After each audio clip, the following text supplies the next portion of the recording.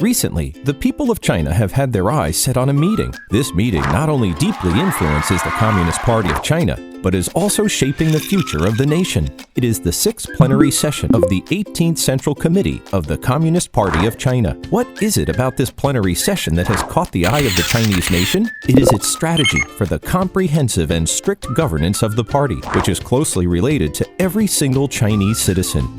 That's really impressive, but this is serious, right? Of course it is.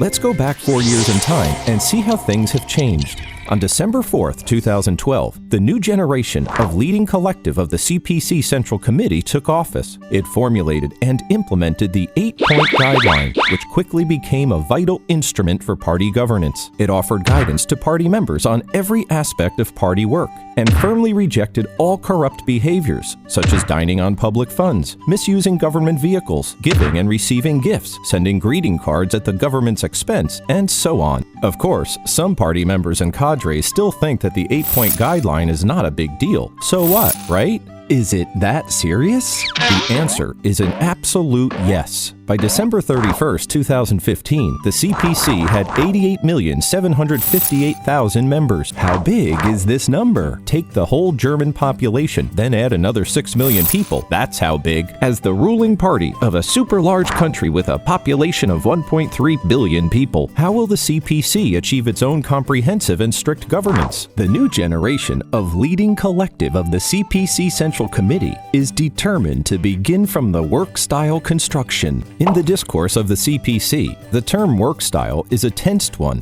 Playing League of Legends at the office? Shopping online at Amazon.com during work hours? Giving the masses the impression of being too remote, hard to talk to, and impossible to get to act? Or pursuing vanity projects that waste both money and manpower? These are all work style issues. The term lifestyle can also be a little sensitive. If you are a party member, you have to be very careful about your life habits. You are banned from taking and offering banquets with public funds, accepting travel that may interfere with the impartial performance of your official duties, taking advantage of weddings, births, and even funerals to receive and collect money, and so on. The 8-point guideline was first put forward 4 years ago, and it's more strictly enforced than ever.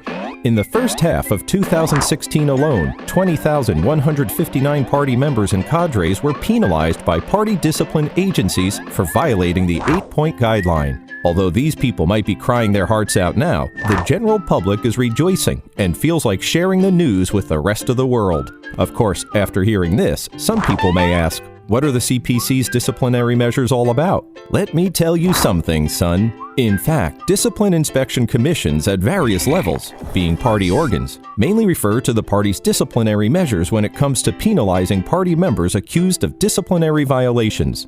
The measures for enforcing party discipline range from warning, serious warning, removal from party posts, probation within the party, to expulsion from the party. All right, son, let's get back to our time traveling. In the last 4 years, the power of institutions has also revealed itself.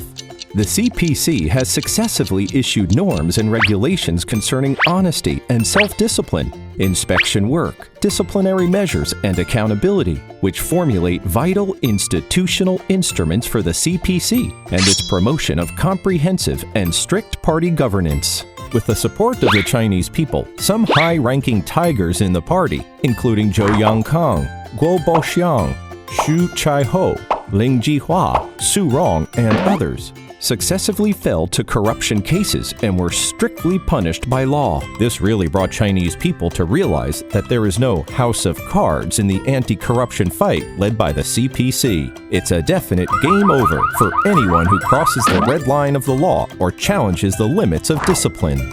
How can we guarantee the implementation of a zero-tolerance policy for wayward excesses of power? Xi Jinping once said, "Power should be restricted by the cage of regulations." To this end, 2 documents were approved at the 6th plenary session of the 18th CPC Central Committee. They are the norms of political life within the party under the new situation and the regulation on intra-party supervision, and they are exactly meant to keep on tightening the cage of regulations. Both documents adhere to the constitution of the CPC on a fundamental basis. According to the regulation, the party's senior cadres, being the critical minority, will be given stricter supervision. Of course, it doesn't mean that the objectives of China's anti-corruption campaign are easily achievable. Since the 18th CPC National Congress, the leading collective of the CPC Central Committee, with Xi Jinping at its core, has created a new pattern in party building through work-style construction, institutional anti-corruption, and making other efforts on multiple aspects so as to unswervingly push forward its own comprehensive and strict governance. 80 years ago, the Chinese Communists, along with the officers and soldiers of the Red Army, successfully completed their long march. Today, the Communist Party of China is marching forward again, along with the Chinese people, on a new long march.